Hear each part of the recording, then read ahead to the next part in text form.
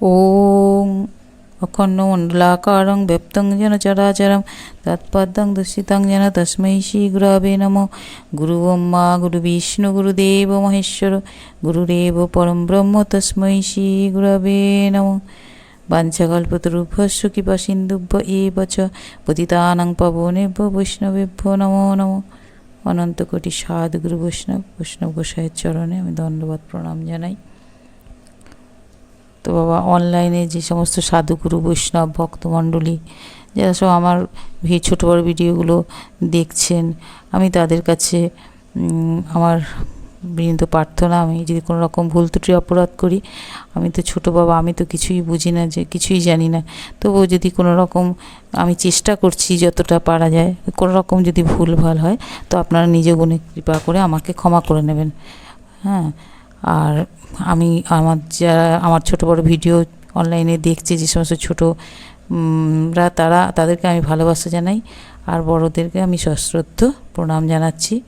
এবার আমি আমার ভাগবত কথায় প্রবেশ করছি। তো পুরো ভিডিওটা দেখবেন, আমার অনুরোধ, কেউ স্কিপ করবে না, পুরো ভিডিওটা দেখতে হবে এবং দেখবে। এবার লাইক শেয়ার কমেন্ট করে আমার পাশে থাকবেন, যাতে আমার এই ভিডিও মানে ছোট্ট বড় যে ভিডিওগুলো, যে আমার এই চ্যানেলটা আমি যাতে এগিয়ে নিয়ে যেতে পারি। তো আপনারা সবাই আমাকে সাহায্য করবেন।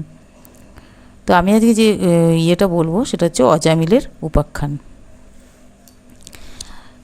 মানুষ যদি ইহলোকে কোনো পাপ করে তাহলে তাকে এ জন্মেই কিন্তু এই পাপের ফল, মানে এই জন্মে কিন্তু তাকে প্রায়শ্চিত্ত করতে হবে। যদি পাপের জন্য আমাদের যে প্রায়শ্চিত্ত করতে হবে, যদি আমরা সেটা না করি এই জন্মে, তাহলে ওই আমাদের কিন্তু জন্মান্তর ধরে সেই পাপের ফল ভোগ করতে হবে। তো কলিযুগে আমাদের গৌরাঙ্গ মহাপ্রভু পাপ স্খলনের জন্য খুব সহজ পন্থা বলে গেছেন, কিন্তু এক হরির নামে যা পূর্ণ হয়, তো জীবের ক্ষমতা নেই অত পাপ করে। তো সেই জন্য আমাদের নামকে আশ্রয় করতে হবে, কারণ জ্ঞানে অজ্ঞানে আমরা অনেক রকম পাপ করছি বাবা। কত মশা মাছি মারছি, পিঁপড়ে পোকামাকড় পায়ের তলায় চাপা পড়ে যাচ্ছে, কখনো কাউকে কটু কথা বলে দিচ্ছি, কারো মনে আঘাত করছি, এটা খুব খারাপ। তো এগুলোও কিন্তু এক ধরনের পাপ। তো আমরা যদি নাম করতে পারি তাহলে আমরা এই পাপের থেকে মুক্তি পেতে পারি। তো এই জন্মে পাপের যদি প্রায়শ্চিত্ত করে যাই তাহলে আমাদের আর ফল ভোগ করতে হবে না। তো একটা গল্প তোমাদেরকে বলি, তো যারা বড় আছেন তারা শুনুন আমার গল্পটা। আপনারা সবাই জানেন হয়তো, তবুও আমি এটা বলার চেষ্টা করছি, কোনো ভুল ত্রুটি হলে ক্ষমা করে দেবেন। তো অজামিল বলে কান্যকুব্জ নগরে এক ব্রাহ্মণ বাস করত। তা তিনি ছিলেন শাস্ত্রজ্ঞ, সৎ স্বভাব, সদাচার, হ্যাঁ, তারপর গুণবান, ব্রহ্মচারী, বিনয়ী, জিতেন্দ্রীয়, সত্যনিষ্ঠ, মন্ত্রবেত্তা এবং পবিত্র। এতগুলো গুণ থাকা সত্ত্বেও পাপের ফলে তার কী অবস্থা হলো সেটাই এই গল্পের মাধ্যমে প্রকাশ করেছে। তো সে একদিন পিতৃআজ্ঞা অনুযায়ী বন থেকে ফল ফুল কুশ এই সমস্ত সংগ্রহ করে বাড়ি ফিরছিল। তো পথের মধ্যে তিনি দেখতে পেলেন যে এক শূদ্র এক বেশ্যার সাথে রসরঙ্গ করছিল। কামোদ্দীপক হয়ে বেশ্যাকে জড়িয়ে ধরে আলিঙ্গন করছে, এ সমস্ত সে দেখতে পেল। তো সেই দেখে, তো আমাদের শরীরে বাবা 6 রিপু আছে, সেই রিপুগুলো হচ্ছে কাম, ক্রোধ, লোভ, মোহ, মদ, মাশ্চর্য। এই যে 6টা রিপু, এদের ক্ষমতা কিন্তু সাংঘাতিক, এগুলোকে কন্ট্রোল করা খুবই কঠিন। তো এদেরকে যদি দমন করতে হয় তাহলে একমাত্র গুরুর আশ্রয় নিতে হবে আমাদের। গুরুই আমাদের শিখিয়ে দেবে কিভাবে এদেরকে জয় করা যায়। তো এই কামের বশবর্তী হয়ে ব্রহ্মা নিজের সৃষ্টি, নিজের কন্যাকে দেখে কিন্তু তার পেছনে তারা করেছিলেন। তো এটা মানে কামের এতই ক্ষমতা, মানে এই রিপুগুলোর সাংঘাতিক ক্ষমতা, দেবতারাও এটাকে মানে এর থেকে রেহাই পায় না। তো যাই হোক, তো আমাদের গুরুর আশ্রিত হতে হবে, তা নাহলে আমরা এদেরকে জয় করতে পারবো না।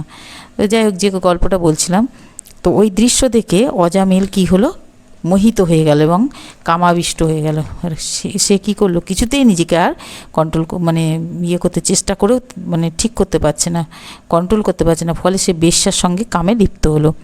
সবসময় বেশ্যার চিন্তা করতে থাকতো, রূপের কথা তার চিন্তা করতে থাকতো। তো একদিন মানে কি হলো, এই ভাবতে ভাবতে একদিন তার নিজের যে স্ত্রী ছিল, পতিব্রতা স্ত্রী, তাকেও কিন্তু সে ত্যাগ করে দিল, মানে ওই বেশ্যার জন্য এতটা সে আসক্ত হয়ে পড়েছে। তো একেতে সে বেশ্যার সঙ্গে রতিক্রিয়াতে লিপ্ত হওয়াতে সে কিন্তু এমনিতেই পাপে মগ্ন হয়ে গেছে। তার থেকেও বড় কথা, তার জন্মান্তরে অর্জিত যে সমস্ত গুণগুলো ছিল, সেই গুণগুলো সব নষ্ট হয়ে গেল এই পাপে লিপ্ত হওয়ার জন্য। তারপর সে কি করলো, নিজের স্ত্রীকেও ত্যাগ করে দিল। তাহলে কি হলো, সে আরও পাপে অধঃপতিত হলো। তারপরে কি হলো, কিছুদিন পরে সে তার দাসীর প্রতি আসক্ত হলো, এক দাসীর প্রতি আসক্ত হলো। তো সে তাকে এবার তার ভরণ পোষণের জন্য সে লুট করতো, মানে আস্তে আস্তে কত তার অধঃপতন হচ্ছে। সে লুট করতো, জুয়া খেলতো, তারপর সবার সর্বস্ব হরণ করতো, চুরি করতো, এইভাবে তার পরিবারের ভরণ পোষণ করতে লাগলো। এবার দাসীর গর্ভে তার ঔরসে তার 10টা ছেলে হলো, 10টা পুত্র হলো। এবার তার মধ্যে যে ছোট ছেলেটা, ছোট পুত্রটা, সে ভীষণ সুন্দর দেখতে ছিল। তো তার নাম অত সুন্দর দেখতে বলে তার নাম রাখলো নারায়ণ।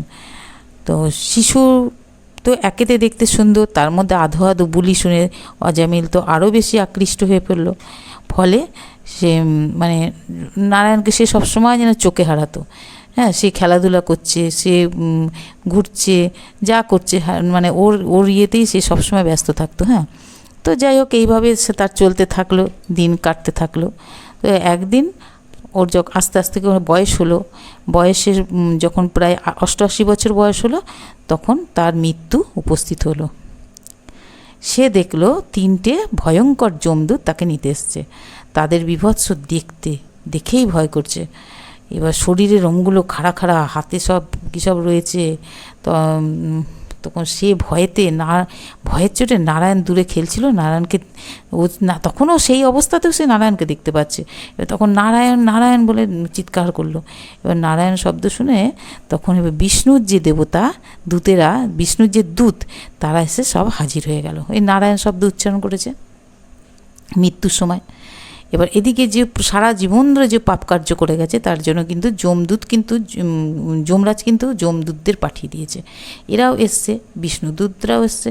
এবার যমদূতরা তো দেখছে যে কি ব্যাপার, এরা কারা, আর ওরা ভাবছে এরা কারা, মানে বিষ্ণুদূতরা ভাবছে এরা কারা। তখন বিষ্ণুদূতরা যমদূতদেরকে জিজ্ঞেস করছে, তোমরা কে, তোমরা কী করতে এসছো এখানে? তখন বললো যে আমরা ওকে নিতে এসছি।